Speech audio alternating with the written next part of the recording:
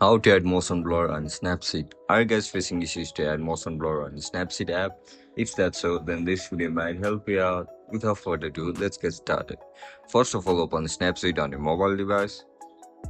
Once you open the app, now click on the plus icon and browse to the image that you want to add motion blur. Once the image loads up, now click on Tools and select Lens Blur.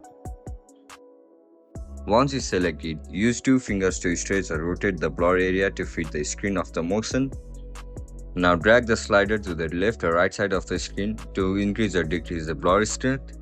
Once it feels right, now click on the check mark.